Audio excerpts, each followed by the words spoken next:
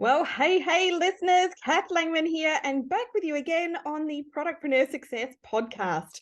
And today's episode is sponsored by the school holidays, where my house is a pigsty. The kids are doing sweet F all, except, eating me out of house and home. Probably come dinner time, it's going to be a complete standoff because I will be refusing to cook dinner if they don't clean up their mess. Who's with me? And to top it all off, my puppy dog has been barking and digging holes and driving me a bit nuts. I think he just really wants the kids to come and play with him or take him to the park for a good run and ball fetching session. So I wonder what Facebook ads I'll start to be served up next time I head to social media now that I've said that out loud.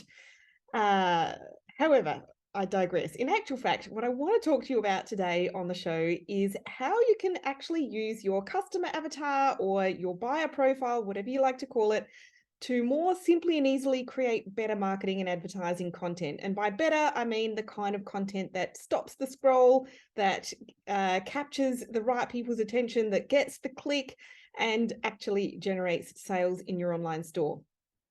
So a couple of weeks ago on the show, I was talking about my content creation process so that, that you can master your content game without it taking up all of your time, without feeling creative writer's block or any other kind of overwhelm, and, ideally getting a bit of a system in place to allow you to delegate that task to someone else, or at least much of it. But what I failed to cover in that episode was making absolutely sure that the content that you do create is actually appealing to your specific customer avatar or buyer profile, or profiles, as you might have more than one, of course. And, at the end of the day, ultimately, it's pointless spending a whole lot of time creating content that does not appeal to or attract your ideal customers in any way, shape, or form. And I actually see this happen plenty, believe me. You might feel like you're just getting content up so that you have something there, or that you are adding value by creating content or blogs that are entertaining for your audience, but not really related to what you sell or aimed at selling anything. But honestly, that's going to backfire on you. Your ideal customers will end up either not even paying attention to your content because they don't realize you actually do sell what they want, or, because the content doesn't appeal to them in the slightest, or they'll just go elsewhere in confusion. So what we're going to do today is unpack, try and unpack this topic. And as usual, I will have some simple steps for you to follow. Now, before we get there, I want to ask you a real quick favor that will help me to keep creating the best kind of content and podcast episodes and training resources and other services for you. Now, if you have enjoyed any of my episodes so far, I know many of you are long-time listeners, can I please ask for your help in completing a really short questionnaire for me? It will literally just take a couple of quick minutes for you to complete. I am on a mission at the moment to discover as much detail and data as I can about what is blocking e-commerce businesses from getting more traffic and sales. And specifically, I want to find out from you, when it comes to getting more visitors to your website and growing your revenue, what are the biggest issues or frustrations that you are struggling with? Now, for every response that I get, I'm going to be donating $5 for every response to the charity Dress for Success, which is all about supporting women getting back into their careers and aiming for, supporting themselves financially, which aligns very nicely with what my whole purpose in business is. So all you need to do to complete this short questionnaire is head to www.bit.ly/ecom questionnaire. And I will, of course, include that link on the show notes for this episode. So to say that again, bit.ly/ecom questionnaire. So thank you in advance if you can help me out. All right, let's move on with today's episode. Now, do you ever feel a little bit deflated when you log onto your social media platforms and see hardly any likes, comments, or shares, or clicks to your website? Or, it feels like crickets, right? So it kind of makes you feel a little bit like, what is the freaking point of posting when I get absolute crickets in response? Or maybe you log into your email marketing platform and you just don't see much in the way of new subscribers or opens or clicks or purchases. Or maybe you see a bunch of unsubscribes and you wonder, did I say something that offended you? Was my content or products not awesome enough for you? It's pretty dang frustrating, isn't it? But the moral of the story, not everyone is going to be obsessed with you. And the sooner that we all accept that, the better. And to counteract that, what your business, your brand, what you need to have in place is a brand that has a distinctive personality, and that also feels authentic, right? That, meaning that you can't be publishing a bunch of crap that you really don't believe in or that doesn't resonate with you at all. But you do need to create and publish marketing and advertising content that your people will connect with as well. And so the starting point here needs to be, in order to be able to achieve that, it needs to be actually knowing who your people are in the first place. And in order to seek out your tribe, the first thing that I would suggest is just try and pretend that you are your brand for a second. Who turns you on? You've got desires and preferences. Maybe tall, dark, and handsome architects make you go weak in the knees. Maybe you're a sucker for anyone with a Scottish accent, or maybe a wicked sense of humor or a talent in the kitchen gets your attention every time. And honestly, you're allowed to have, prefer certain qualities over others. You're allowed to choose your friends and choose your sweetheart, and you are allowed to choose your customers too. And it all starts by understanding what turns you on in a business sense and then actively seeking out those kinds of people. Now, when you know who you want to serve in your business, you can then create what is called a customer avatar or a buyer profile that describes your ideal customer's personality in detail. Doing this and keeping these people top of mind really helps you to create content and product offers that are appealing to them and not to all the other people, right? Because the reality is, one of the most important keys to growing your business is customer clarity. Well, it's just clarity, full stop. And, it's been shown statistically that clarity, when it comes to website conversion rate with your online store, is the most important thing. So customer clarity, super, super important. Why? The truth is that customer-centric businesses tend to have the most success with selling online. The online world is pretty anonymous. It's not, like we're doing business through a screen, so the business that has the best, most natural product customer fit is going to win. And, the content that you create is how you communicate that, right? So when you truly, deeply, and madly understand your customers, your copywriting gets better because you'll start to use the right words and phrases and messages and stories that your ideal customers use. Number two, you will also attract more potential customers because you know where your audience is and how to speak to them in a engaging and impactful way and relevant way, right? So when you fully understand your ideal customers, your business will really start to make more money. You will stop wasting your time and effort trying to be all things to all people, which quite frankly is pretty annoying when you are on the receiving end of it. And the end result, all of your messaging, from your website to your emails, blogs, social media content, your advertisements, everything will have more impact, and your customers will learn to know, like, and trust you. And when you are selling online, that is pure gold. So let's go ahead initially and document your customer avatar, your customer persona, buyer profile, whatever you want to call it. They're all fairly interchangeable terms that mean the same thing. And also, I also want to keep in mind that I want you to keep in mind that you are likely to have more than one version of this. You're going to have more than one buyer profile. You are probably going to have one kind of majority one that represents the biggest proportion of your customer base. And then you'd call that your primary one. And then you might have some additional secondary buyer profiles as well that do represent some reasonably decent proportion of your customer base. So it's worth creating content for them as well. So you can go ahead and complete this exercise for all of them, or you can just start with your main one. Now, chances are you may have already completed a customer avatar or buyer profile exercise. I know many of you probably have. And what I also know is that a lot of people who do this exercise, they don't quite know what to do with it. So if that's you, if you don't know what you should be doing with your customer avatar, if you don't really know how you're supposed to use it in your marketing, then please stay tuned, because I will be divulging those secrets very shortly. And I promise that you will be able to get better results and make more money from your marketing and advertising efforts.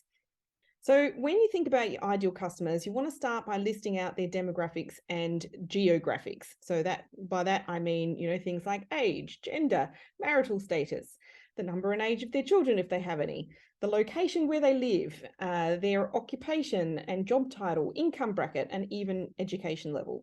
You can have a think about things like the kind of media that they might consume or the sources of information that they might use, such as books. Do people other than me still read them?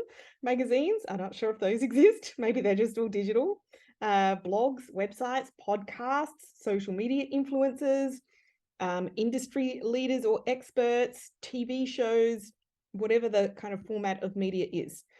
Beyond that, then I want you to start thinking about their psychographics. And this is really where we can get some real gold. So let's say you sell candles. Maybe you think people buy your products because of the high quality wick that lasts for 12 hours. If you focus on that attribute on your website and in your marketing materials, your messaging may just not resonate with those people shopping for a candle that looks or smells nice. So you really want to have a think about things like, what problems are your customers looking to solve?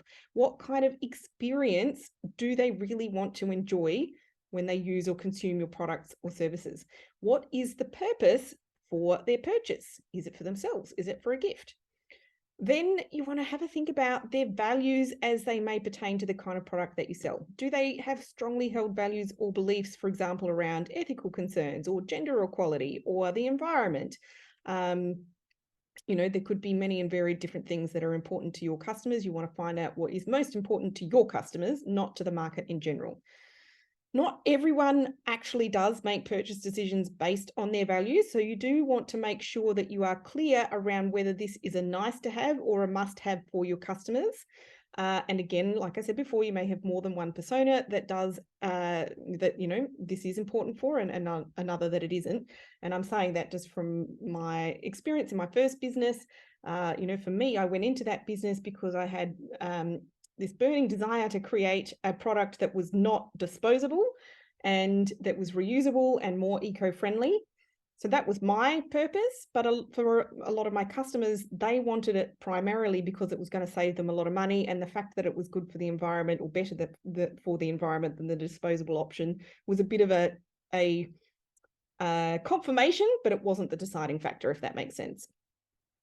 And sure, I had other customers who were like me, but it wasn't actually my primary audience. And it took me a little bit of time to figure that out.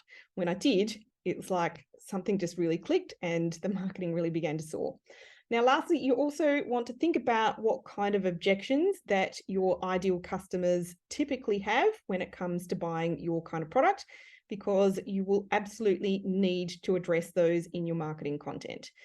Now, you might be starting to wonder, how on earth do you find all of that out about your customers? And the answer to that is you ask them.